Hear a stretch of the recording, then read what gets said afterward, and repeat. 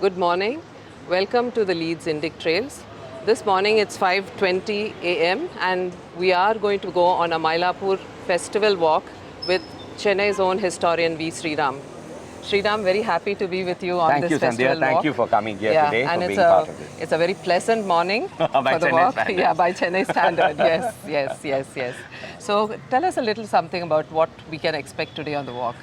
This is a festival that has been on record at least from the 7th century, and therefore it's it's a celebration of a great historic tradition, and that is why it is very important for all of us to come and participate in it, because we are doing something that has been going on for several hundred years. And I have been doing this walk for the past 5 or 6 years now. Every year during the festival, I select one particular day when I take people around the 4 streets of Mylapore and explain what really happens during the 10-day festival. So that is what is going to be seen in today's tour. That's wonderful, Sriram. This is an unbroken continuation of a very old custom by yourself, unbroken for 5 years. So we now look forward to the walk. The Panguni Uttram, here they follow the movement of the moon. So what happens is on full moon night, they conduct the wedding, and on that day it culminates. The other temples follow the star. So this year Panguni Uttram comes 2 days before. Today is Ailyam, right?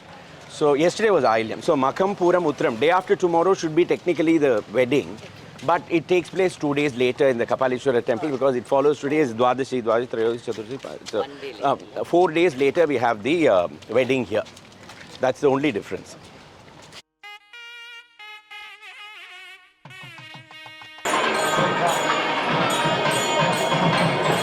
So at the rear is as beautiful as the decoration is in the front. So mun aragilum pin aragam. That is, even in whatever he is in front, is equally attractive when you look at him from the back side. So Is he lounging or? he is seated with one leg folded and the other one, the resting. This is called typically this is known as the Virasana. So he is seated with one leg folded, the other one dangling down. With the consort by his side, and you can see the small Skanda who has been placed just next to him. Don't miss the little Skanda over there. Right there, next to Kapali, on the lap of Kapali. A small icon dressed just like Kapali. Kapali has got the main leg folded and all that. You've got the tiny Skanda next to him. Yes. And then there is Priyavidai, the consort, who is in the yellow, who much to my distress is always covered with flowers and is never smothered with flowers for some reason. And then you have Singaravelar on that side. But this little icon of Skanda is a detachable icon. It rests on a moving pedestal, so it facilitates Alankaram very easily. So on Arvati Mover Day, you will actually find it seated on the lap of Kapali. Like a father keeping his son like this and bringing him out in procession to show the whole kingdom. That is how it will be. Okay, now they'll do the Nevidyam, where you will find that they'll hold up a curtain to cover the Nevidyam so that people don't get to see. They've done it already. Now they'll do the Kumbha Harati.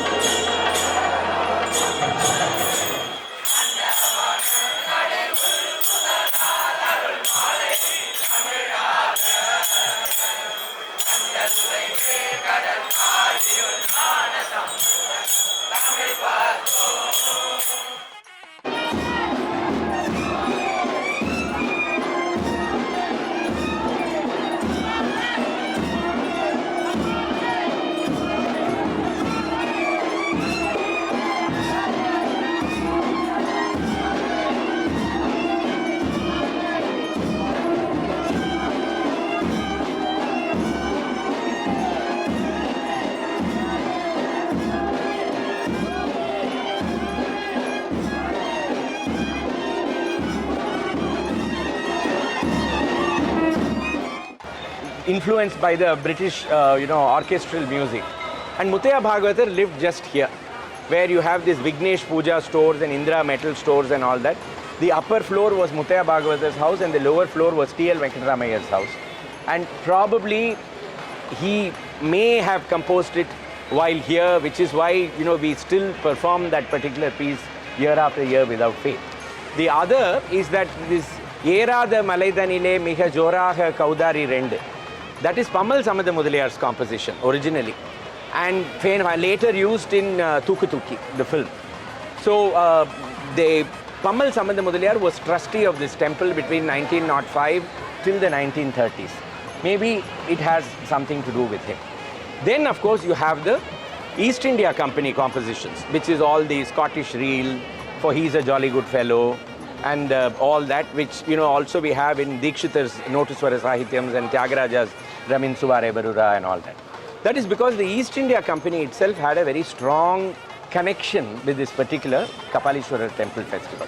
As to what that connection was, we must go to one of the pandals, and that is where it's the right place for us to find out what that history is all about.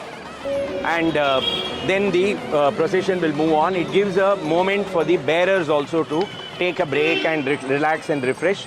And in front of some of the important locations in Mylapore, like for instance the 1 year Dharma Paripalana Sabha, the 1 year Sangam is one of the oldest Sangams that patronizes this temple festival and the temple itself. The 1 year community itself is very closely associated with the temple.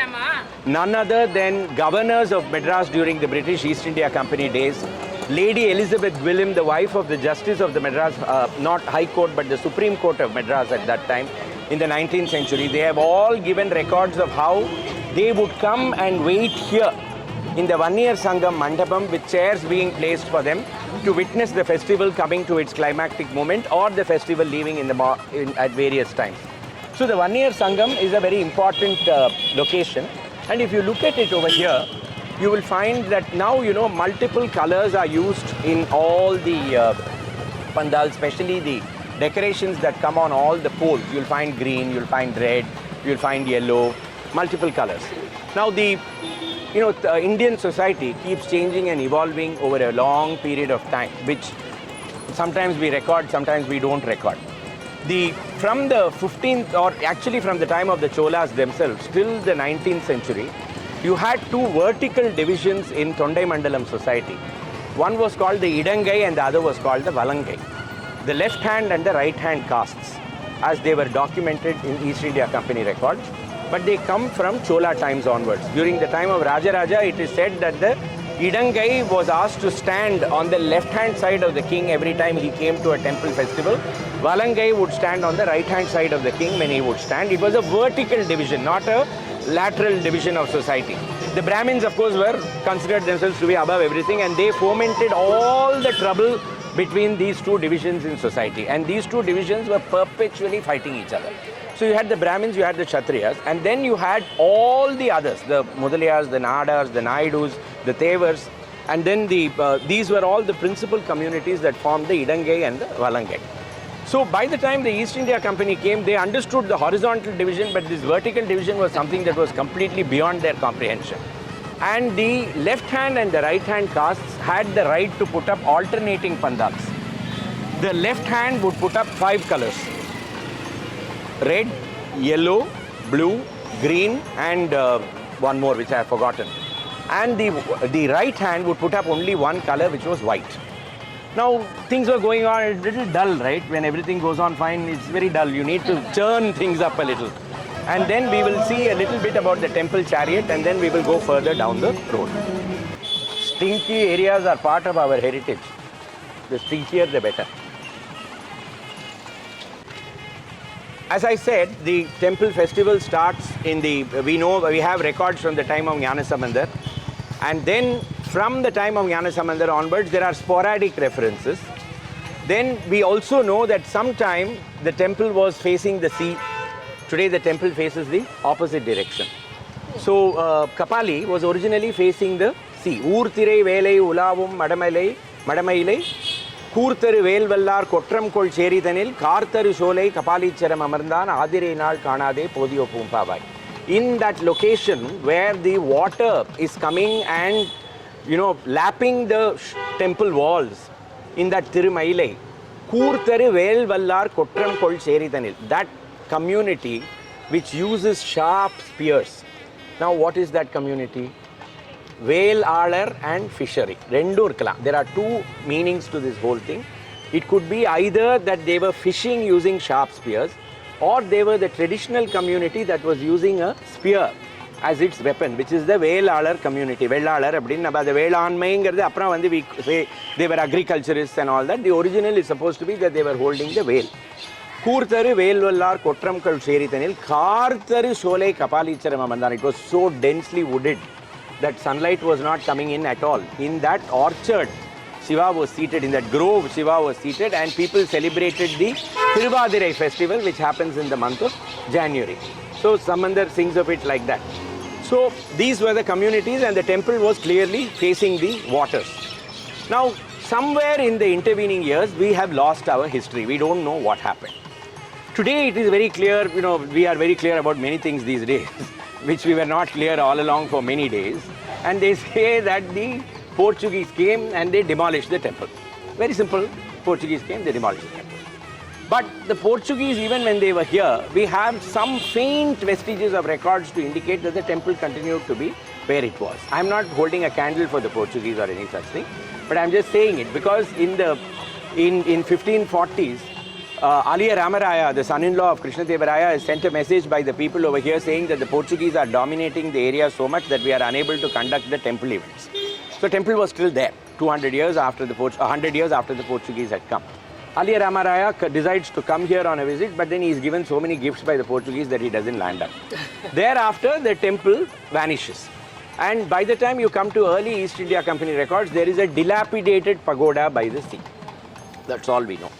Then around the beginning, towards the end of the 17th century, Indians have become very prosperous. We are always that professional class, right? We try to identify what is the latest job that is going around. AI is now the thing. In those days, language translation services was the thing.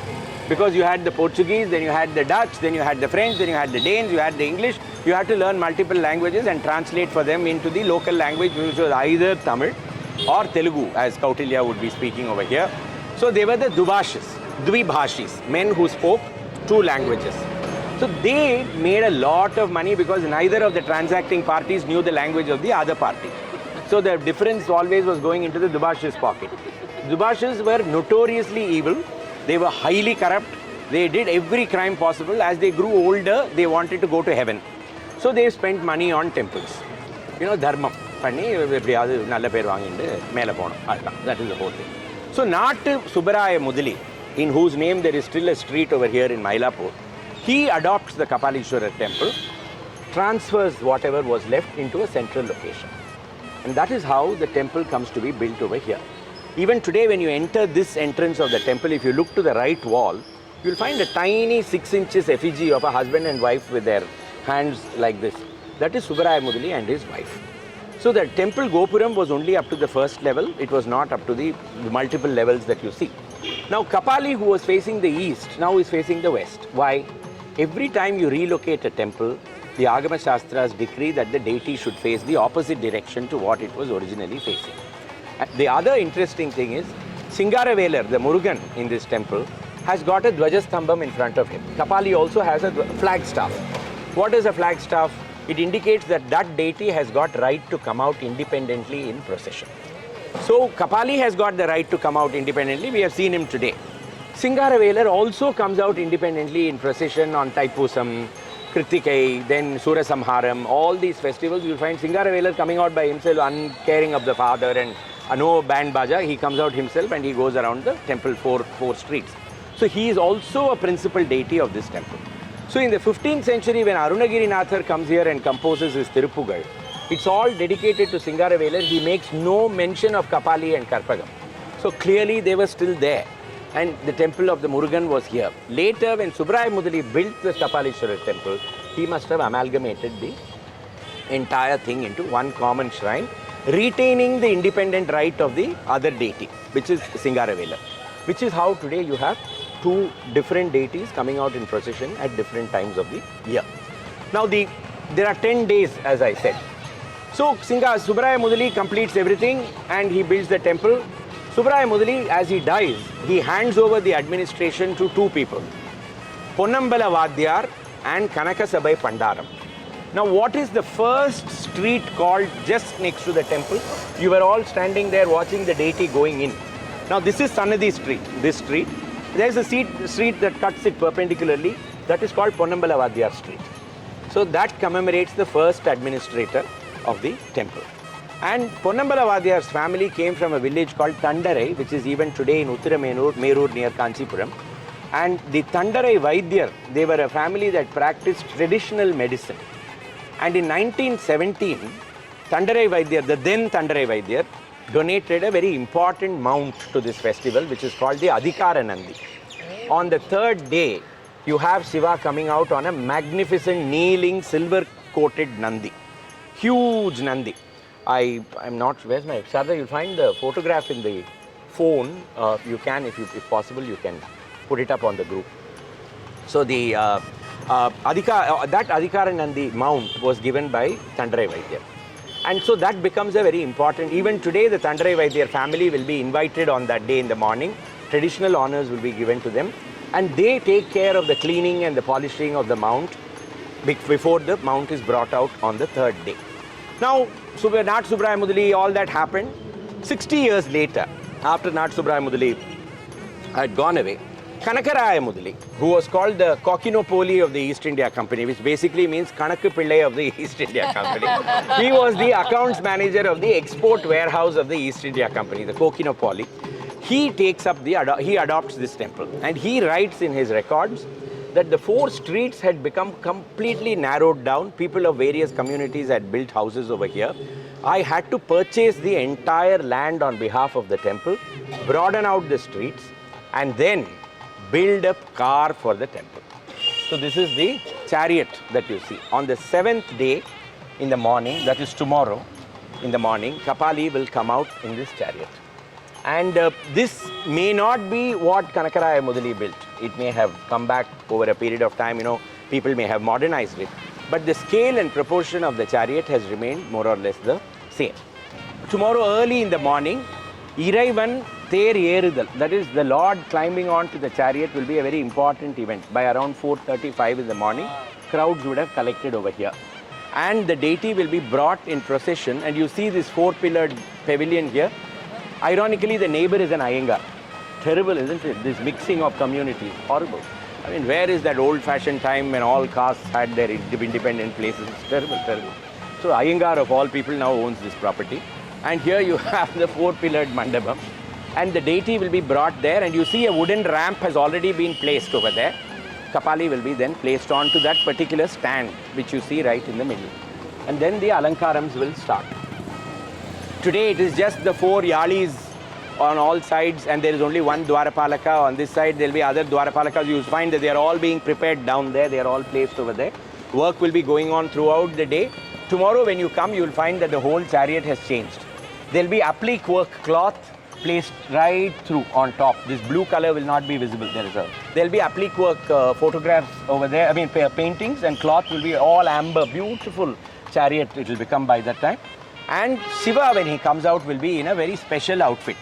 He will be holding a ruby encrusted bow and arrow in his hand. This is a picture which Sharda is just now putting up, dating to 1929 of this chariot. And there is also a color photograph which I'll try and locate later for you. You'll see it now on your WhatsApp group thing. And so the deity Shiva will be seated with Parvati on one side. He'll be holding a bow and arrow like this, and he'll be pointing it to the sky. Brahma will be his charioteer, seated in the front of the chariot. And it is said that Vishnu is the arrow, and the sun and the moon are the wheels of the chariot. Now the reason is Shiva is coming out as Tripura Samhara Murti. He is coming to destroy the three worlds, one made of gold, one made of silver, and the other made of iron, which are floating around in the heavens and which are owned by the three Rakshasas, Tarakaksha, Kamalaksha and Vidyunmali. And the three worlds have got a power that they can be destroyed only by a single arrow, and only when the three of them come in alignment with each other. So all the gods contribute in this Tripura Samhara event. Vishnu becomes the arrow, and Meru becomes the thread of the tip of the arrow. Vasuki becomes the rope by the string of the bow. Brahma becomes the charioteer, and the sun and the moon become the two wheels, and then Shiva sets out. At that particular moment, when the three come in position, he raises his arrow, but with one smile, he destroys the three worlds into ashes. Muthuswami Dikshita says, Hasana Jita Tripuradi Samharanam. That is, with a smile, he just destroyed the three worlds. So that is what Shiva is doing tomorrow when he comes out in procession. Now, the temple festival itself is about involving all the communities. It's not about this is being meant for one or for the other. Now, tomorrow's festival, pulling the ropes, and you will find that each rope is probably double the size of this in thickness, is given exclusively to the fishermen community, people who live by the seaside. They are the people who will come and pull the temple chariot. And the temple chariot will start out from here. Again, Ganesha in a tiny chariot, you'll find all the chariots are here. They will all be assembled by this evening. They'll completely different they will be. And they will come out, they'll start at 6 in the morning. And by 11 or 11:30, they would have gone all around and they will come back to this particular point. The deities will not be removed from the chariots. They'll be kept there. The whole day, people will assemble in queues to climb up and go and see the deity and then come back. At 6 in the evening, with Nagaswaram and band and everything, the deities will be brought out from the chariot and then taken into the temple. This is always the 7th day of the temple festival. For temples that follow the moon, this becomes the 7th day of the festival. For the temples that follow the stars, this is always done on Ailyam, which is why yesterday in Tiruvarur, the chariot festival happened. In Dikshita's Tyagaraja Mahadvajaroha, he says, Aslesha Maharatha Sthitim. When the star of Aslesha is in the ascendant, you are in the chariot. So that is what is depicted on the 7th day of the festival. The deities will come out onto the chariot. The chariot will then be led all around. Now, as I said, communities. So the goddess's chariot will be pulled and pushed in the old days by the Devadasis. The courtesans would do it, and helping them would be the transgenders. And today, we don't have courtesans. You find the transgenders come and they fulfill that duty even today. So there was a sense of inclusivity of bringing people in. The Ganesha and the Chandikeshwara will be by small children, because they have to get experienced in this activity, and as they grow older, they must be responsible for taking this procession out. It's a community event, right? So this is how the festival actually goes on and carries on over a long period of time. Now let's go down this street and then go on to the other side. So tonight Kapali will have a good night's sleep. He'll come out in what is called Chautal Yane Vahanam today. So that will happen. He doesn't have rest. He has rest during the day. See, a king cannot rest. That is the whole concept. And why does he come out? Because in the entire community is meant to rejoice and participate. Because if the king, this is a very ancient Indian custom, that the king has to show that he is alive and well every day in the morning. Right. He'll have to come to the Jarokhai Darshan, which is as it was called in the Mughal times. But it goes back right up to the time of the Guptas. That the king has to come out every day in the morning and show himself to the public that he is completely all right and well. So as long as Kapali is coming out in procession, what does it indicate? The kingdom is prosperous, the village is doing very well, people have the time and the money to celebrate the event in proper pomp and order, and therefore it becomes very vital to keep the festival going. Alive. Kapali has a duty. Yeah. And then in January, because he has now seen the terrestrial beings, he has also got to take care of his water bodies. Right. So in January, he'll have the Vasantotsavam when he'll step into the tank. Right. He'll have to inspect the quality of the water there. Now I think he shuts his eyes. And then he also goes to in Masi next month, in the previous month, he'll go to the waters in the sea. He'll bathe in the ocean. So he has got responsibilities at various times of the year to go and inspect. This is how you maintain the boundary of the village. Right. And you monitor, the deity has come all the way here. This is what we are wanting to point out. Yeah. That's very important. And interestingly, he's incorporated a whole, as the time has passed, he's incorporated different kinds of music and customs. That's right. Yeah. So, as you will notice, one very interesting aspect is that the temple Gopuram, till the 20th century, No temple in Madras city has got a Gopuram. All temples have a flat structure. Only one story. No temple in Madras. Whether it's the Tiruvattriyur Tyagaraja Swami temple, Tiruvanmiyur Marindishwarar Swami temple, Parthasarathi Swami temple, they have no entrance Rajagopuram till the 20th century. One reason is that between the 16th and the 20th centuries, money was very scarce. We were under a colonial occupation and people were not so well to do, and therefore there was no interest in building a Gopuram. But prior to that, it's very likely that this was all sandy soil. Therefore, building a heavyweight Gopuram, with several floors above it, etc., was really not our own people who built huge Gopurams elsewhere just did not do it in this particular locality. In the 20th century, when Pammal Samanda Mudaliyar was the trustee of this particular temple, he was the one who really began the effort to build a Gopuram for this particular shrine. So in 1910, they collected enough money. The main persons behind this was a family of Chettiars in Triplicane who called themselves Gopuram Chettiars. They never even gave their names, finally. They donated money, other people gave money, and finally this Gopuram was constructed in 1910. Thereafter, you find other temple Gopurams are constructed in various other places. It's only in Chennai. Only in this coastal region, you will find that only the first level. So, when Nat Subraya Mudali constructed the temple, he clearly stopped with the granite first layer. Everything else, which is of brick and stucco and mortar, was constructed during Pammal Samanda Mudaliyar's time in 1910 and completed 5 years later or so. He also took up the renovation of the temple tank. Now I left you. Huh? Yeah, which is why you have a lot of Ravi Verma inspired, good, very good, sculptures that are over there, because this is not prior to Ravi Verma. By then our gods are all beautifully clad in Maratha style saris with the pleat, because he was inspired by, who was she? Anjani Bai Malpekar, the actress. She was the model. Today when we worship Lakshmi and Saraswati, it's actually either Anjani Bai Malpekar or Maharani Chimna Bai of Baroda, whom we are really worshipping when we are taking a look at them in our paint portraits. So Ravi Verma was, so they become very Maratha. You will find that the gods are wearing jackets, full length coats. See the blue and the pink deities over there holding up the mandapam like this. You can see that they are wearing full length coats on top of themselves. So he was very inspired by the colonial style. So the Gopurams. Now the company Bahadur, as I said, had decreed that the colors can only be in company style. So you have the white and you have the colors on top. Now, after a few years, once again the right hand and the left hand had to get together and fight. They wanted to keep the pot boiling, they're churning continuously. So this time the question came about as to whose Kodi flag will fly on the temple chariot. By the time Francis White Ellis, F.W. Ellis, who did a lot of work in Tamil, he was a collector of Madras, and he said the flag of St. George will fly over Kapali. So for a few years, you had St. George slaying the dragon coming out on top of the temple chariot and keeping the temple peace. Now, why was it necessary for the East India Company to get involved? They need not have bothered with it, right?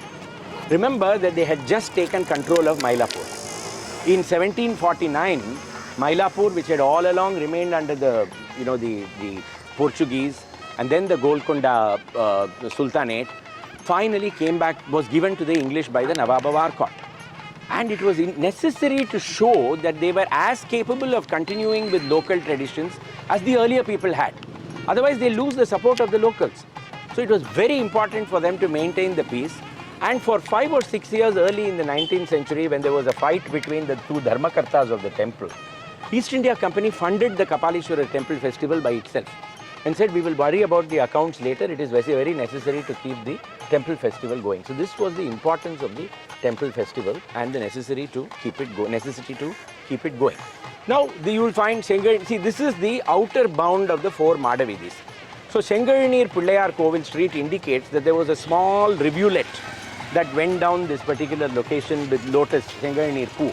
At the end of it, you have a very small Ganesha temple. So that's called the Sengarinir. So now CP Kovil Street, we have initials for everything. A short distance away, you have MK Amman Kovil Street. MK Amman is Mundahakanni Amman, who is one of the oldest guardian deities of this village. She is a Chola time Nisumba Sudani who has over a period of time morphed into a goddess, a guardian deity. A more important Nisumba Sudani that we have over here is called Kolavidi Amman. Kolavidi Amman is near the sea.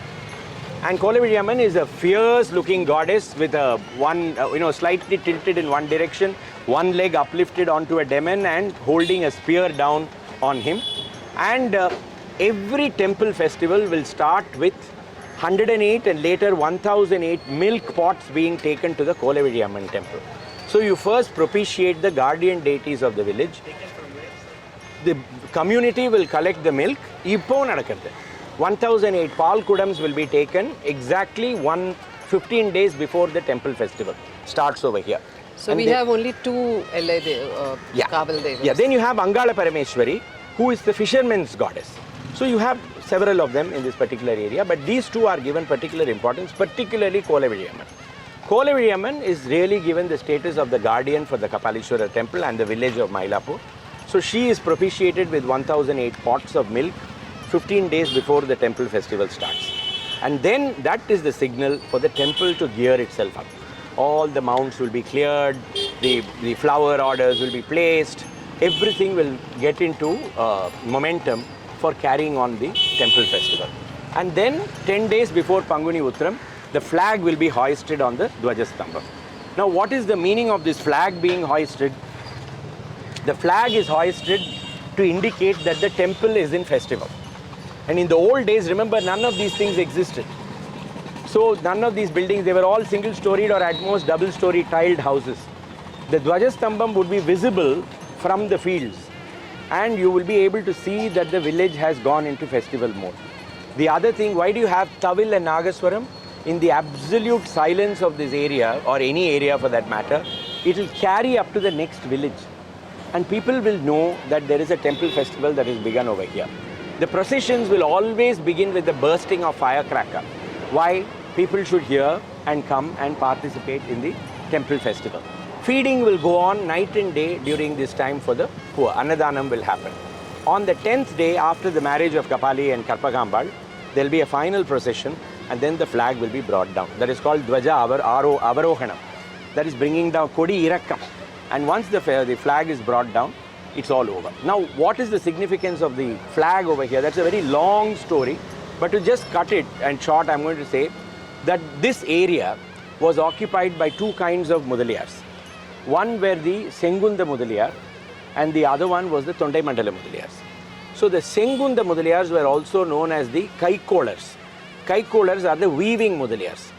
They had participated legendarily as devotees of Murugan in the battle against Tarakasura.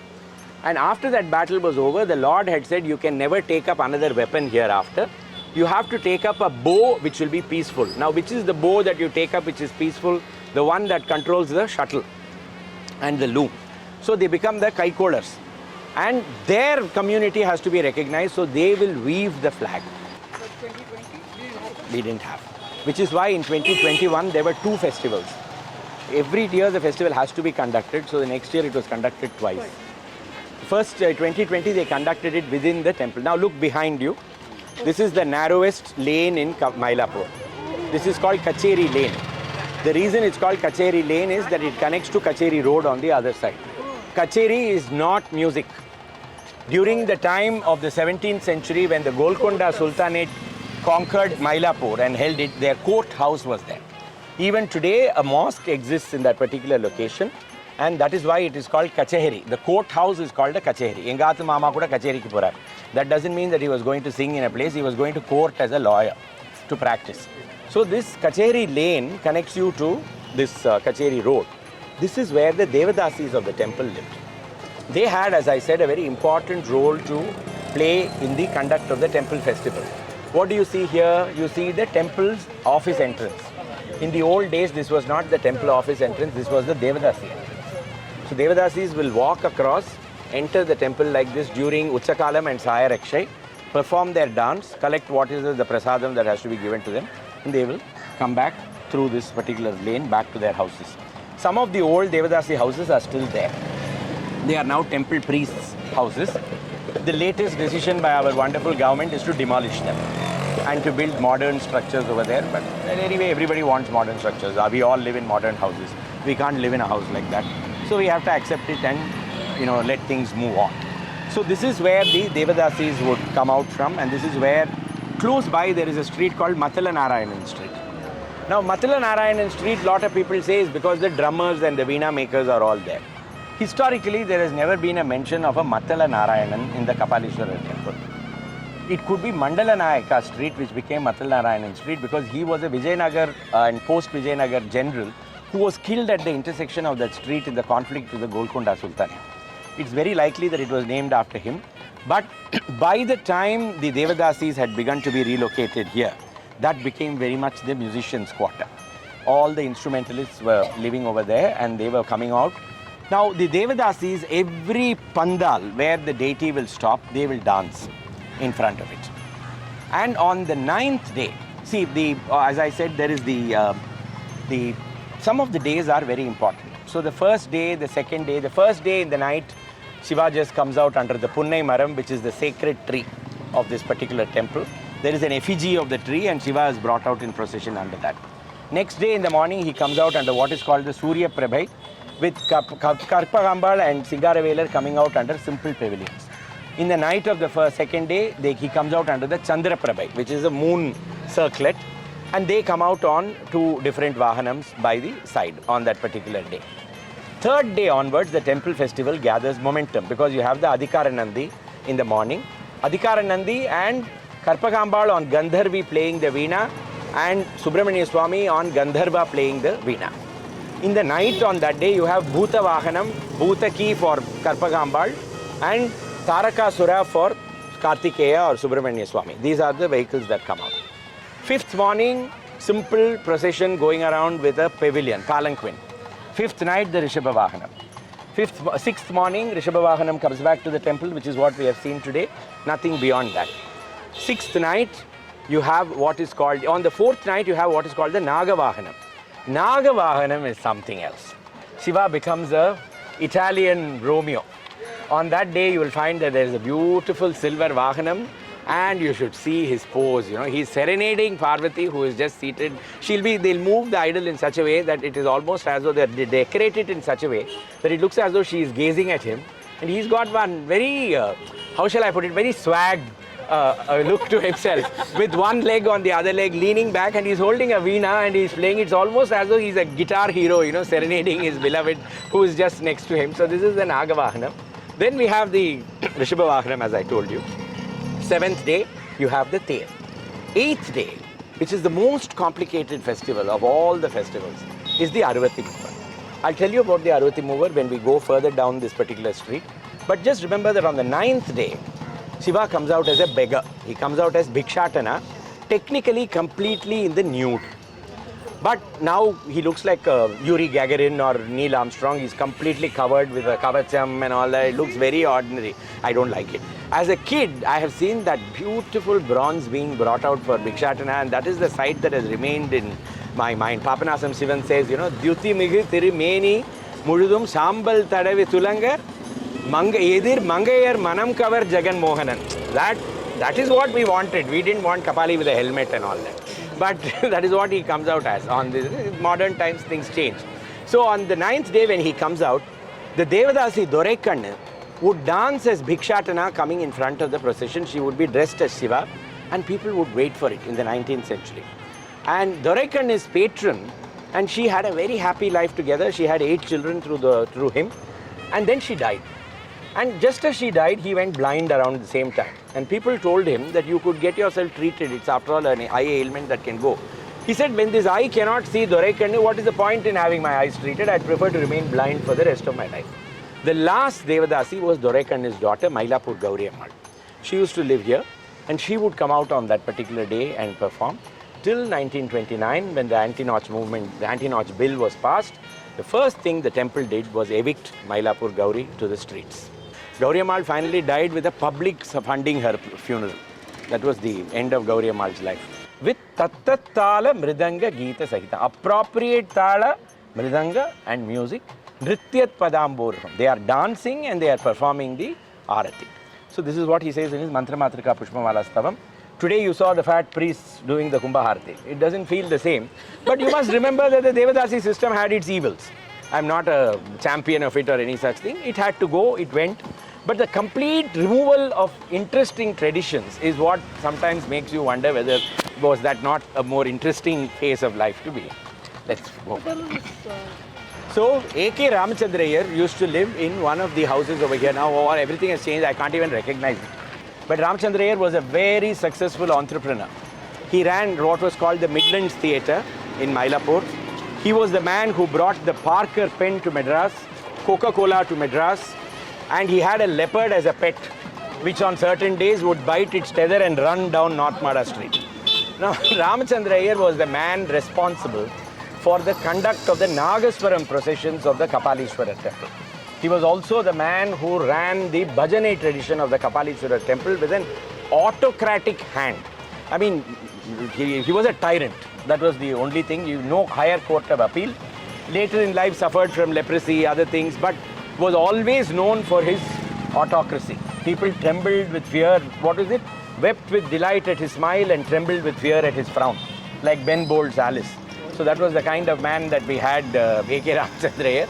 And Ramachandra Iyer would organize the sequence. First will come Rajaratnam, then will come Tirupamburam, the next would Tiruvide Marudur, Veersami Pillai.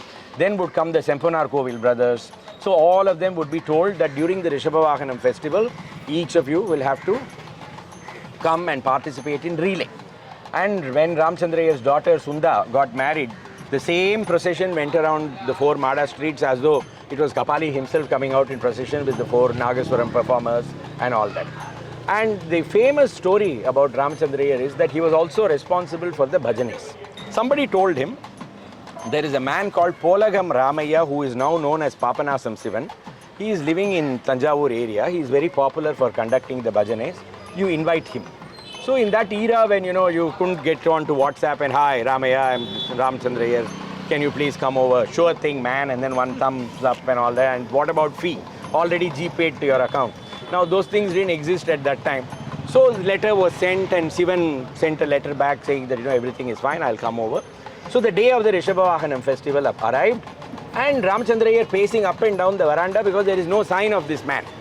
Then somebody came along and told him that you see that thin emaciated creature standing there with a 4-cubit dhoti around its waist and vibhuti, this is Papanasam Sivan. So Ramachandra Iyer was very disappointed. His ISO 9000 specifications had not been met on how a Bhagavatar should really look. He thought somebody like Mangudi Chidambara Bhagavatar would arrive 48 inches circumference, 2 Sishyas holding, or Harikesannallur Muttaya Bhagavatar, He was very disappointed and he looked at him and then Sivan did a namaskaram. He banged the door shut on Sivan's face and went inside and sat down. Utsavamurti.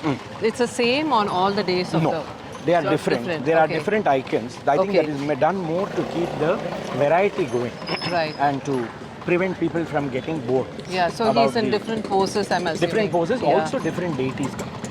Kapali bhavani kana kan koti vendum Kapali bhavani kana kan koti vendum Kapali bhavani kana kan koti vendum.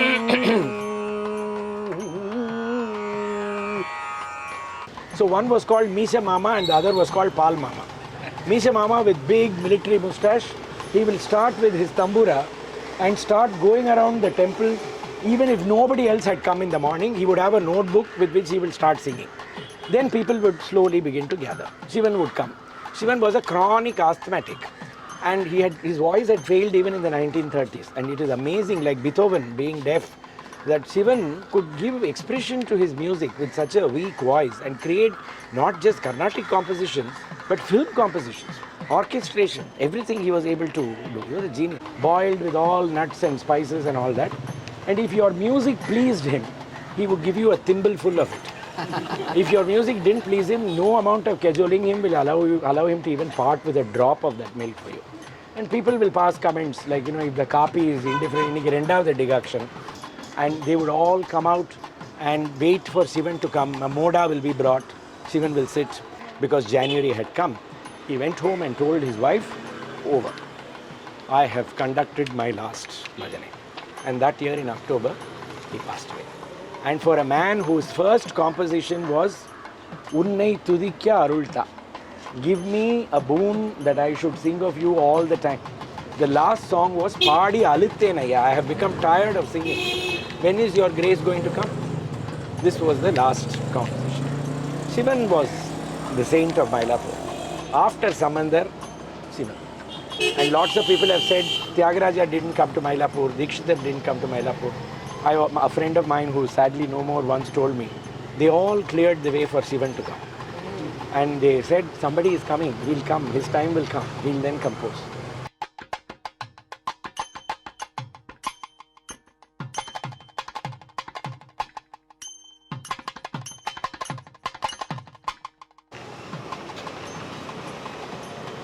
So there you have Kapali in the traditional alankaram that he usually, the dress that he usually wears on this temple festival, and Karpagambal during the Navaratri festival.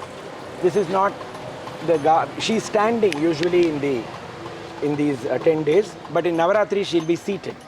So this is Kapali as he comes out. Now the reason why I brought you here is that the temple tank is a very important part of the temple rituals. Now traditionally, we come from a region which is starved of water. Can you hear me? People, yeah. So we traditionally come from a region which is starved of water. So even before a temple is built, the plan is usually to find if there is a water source in that area which will support a settlement around it, a village, people coming and living over here. So you divine first for the water. And if there is no water, that plan will be abandoned. Place will no longer be used for building a temple. Now the Kapali temple, as I told you, relocated. And therefore, this particular land was a Muslim burial ground. The Nawab of Arcot had already come. This area had come under the control of the Nawabs of Arcot. The Nawabs gave this land for the digging of the temple tank. And even today, during the Vasantotsavam, Teppotsavam, which happens in January, when Kapali comes out on the float, the first invitee is the Nawab of Arcot, even today.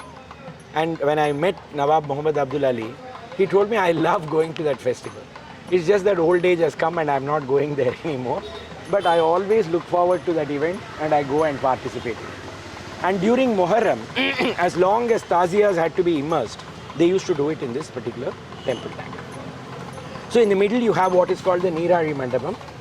Now the story is that, as I told you, Samandar in his Pumpavai Padigam. So there are 63 followers of Shiva. 63 Tamil saints are considered to be the followers of Shiva. There are 12 Tamil saints who are the followers of Vishnu, and 63 Tamil saints are the followers of Shiva. They are called the Arupattu Mover. 63. In that there are 3 women, Karekal Ammayar, Mangayar Karsiyar and Isai Gnaniyar. The other 60 are men. Some have very violent histories. You can't even absorb those stories anymore. Some are very moving. It's all it's a collection. This canon was put together in the 8th century by Sundaramurti, who is also one of the 63. And 3 out of them are given exalted status. Samandar, Appar and Sundaramurti. Samandar is called the son of God. Appar is called the slave of God. Sundaramurti is called the companion of God. So these are the 3 who are given exalted status. They have visited, all 63 are associated with some Shiva temple or the other. But the 3 traveled to the maximum number of shrines, and these shrines are known as Padal Petrus Thalams, temples that have received song from these 3 greats. The compilation of the works of these 3 is called the Tevaram. And Kapali, though he is mentioned in passing by Appar and Sundaramurti, it is only Samandar who came here. 63 followers of Shiva, the 63 Arvati movers, will come out as bronze icons, all of them with their hands like this and adoring Shiva and walking backwards. The procession, the palanquin, will be carried backwards. Shiva will advance on them in a magnificent silver pavilion. Behind him will be Karpagambal, Singaravelar, Chandikeshwarar, they will all come. Deities from all the neighboring temples will join the procession. Mundakanni Amman will come, Kolavidi Amman will come, Vairamudi Swami will come from Chindadripet, all Thiruvalluvar will arrive. Every one year even Sai Baba came. So we have had all kinds of things happening. That procession will start at 3 in the afternoon when the temperature will be hellish. And it will continue to remain hellish till 11 at night. Around 3 lakhs or 4 lakh people will be here, pushing and pulling and jostling. And as Lakshmi Vishwanathan, the late Lakshmi Vishwanathan writes in her book, you can't walk on your own. The crowd will move you hither and thither, and then you progress along with them. That procession will go on till 11 at night. People will come from all around Tamil Nadu to participate in it. So You there have are Mula so Murtis many, and Utsava yeah, there are Murtis. so many Utsava Murtis And in this one order temple. to, yes, and in order to not confuse us, under the base of every Utsava Murti, the name of the Nayanar is inscribed. Oh. So you don't mistake one for the One other. for the other, because they all similarly. No, they are not similar, but you should know the story to understand the icon. Custom, while you said, the Devadasi custom has since gone, but the Odwas continue to be attached to the Very temple, much, right? very much.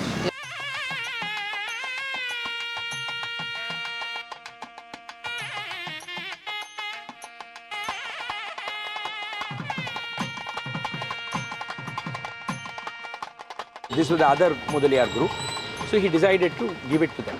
Now this man had spent his whole life collecting dolls and portraits and puppets, leather puppets. And all of this he decreed should be brought out when the temple festival happens, and this place should be kept open during the time of the temple festival. So every day in the morning and in the evening when Kapali starts, they will open up the doors. And then you can go in, you can see the doll exhibition. Dolls going back to the 1850s. Now, of course, painted and restored and all that, not very well. But you can see these are all leather puppets that they have put up over here. Modernized, but leather puppets whose core goes back to the time of Vinayaka Mudaliyar himself. And he died in 1863. Thereafter, his sons have carried forward now the tradition. It's used as a Kalyana Mandapam on days when it is not used for the temple festival. And when the god comes over here, Kapali will stop here, except Deeparadhane. 2 other stories I must tell you before I complete. You see that stone hanging on top of that. What is that stone and why is it there as a counterpoise? To hit Kapaliya. That is Saki and Nayanar Kade. No, it's not that. This is again in Tanjavur Jilla. You have a custom when the deity comes out in procession called Poosoridal. Poosoridal is nothing but having an angel with a receptacle in its hand in which flowers will be placed. And then you swing the angel 3 times, and in the 4th swing, the angel will upset the flowers on the deity. So this Poosoridal, you will find that every time Kapali comes out in procession, 2 angels will be brought out. Every mandapam, they will ceremoniously tie the angel. People will pay money, the flowers will be placed over there, swung, pour flowers on the god, go back. This is what will happen. Then on the other story that I wanted to tell you was the 7th day, you will find when the chariot comes out, the whole of Mylapore will come again, because when God comes out in a chariot, you must see the chariot in motion. This is important. Ther naharrada pakan. You should not see it when it's stationary. You should see it in motion. So people will come out and they will throw salt on the ground in order to provide grit for the chariot wheels to move. Turning the corner is a very, very difficult activity. So you will have a sloping counterpoise, huge one, which will be placed under the wheels, and that will provide the traction for the chariot to move around the corners. Now, the Kapaliswarar Temple, as well as most South Indian temples, have a mechanical chassis today developed by BHEL. And that is the one that really enables for smooth movement. And who do you think was the father of this? Mu Karunanidhi. His Tiruvarur Temple Festival had stopped for 35 years. And he wanted to revive it in the 1970s. And they said that negotiating that chariot, have you seen the Tiruvarur temple chariot? It will span from that street to that corner. It's such a humongous chariot. It is impossible. It had been stopped for 35 years because nobody could move it, negotiate it. So he got BHEL to develop a mechanical chassis whereby the temple festival would get revived. And thereafter, all temple chariots. On the 10th and final day, Shiva gets married to Parvati under the full moon inside the Kapaliswarar temple. Then in the night, he and Parvati come out on Ravana, that is known as Kailaya Urdi. And oh, you should see it. And the music is only one clarinet being played for it, just one clarinet. They will go all around the temple. When they come back, the flag will be lowered.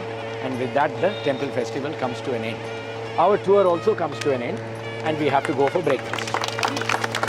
We'll have a group photo. Now there is a vehicle that has come and stood there very helpfully.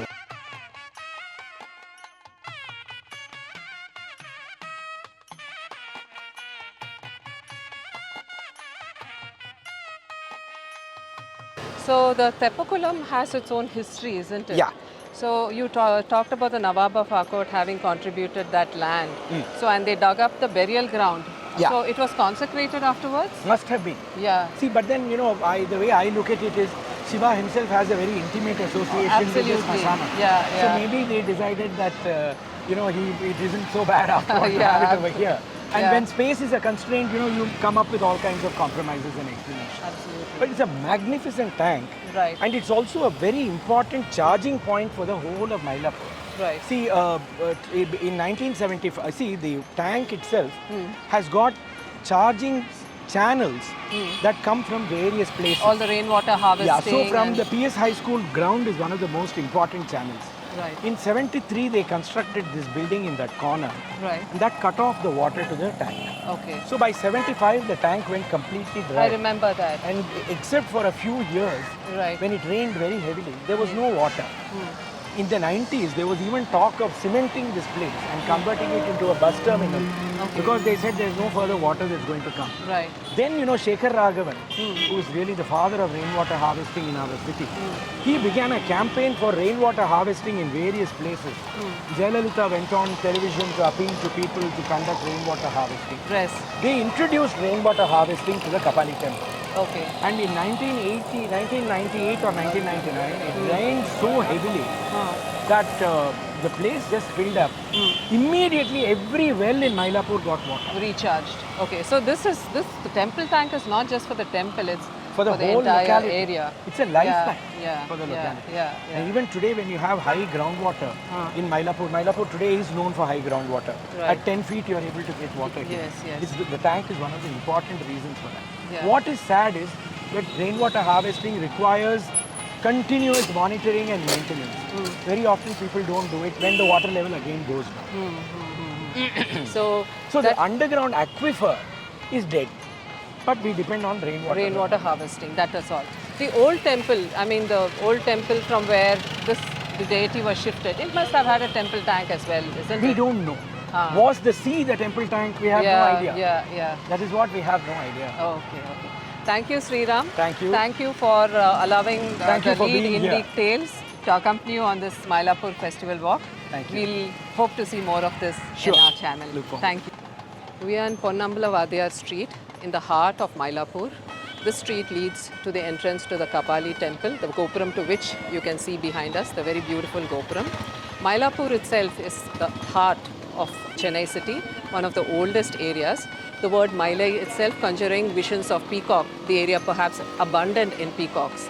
And in one story, goddess Parvati herself is supposed to have taken the form of a peacock to worship Lord Kapali. Thank you for being with us on our festival tour with V. Sriram, Chennai's own historian. Until the next edition of the Lead Indic Trails, it's goodbye.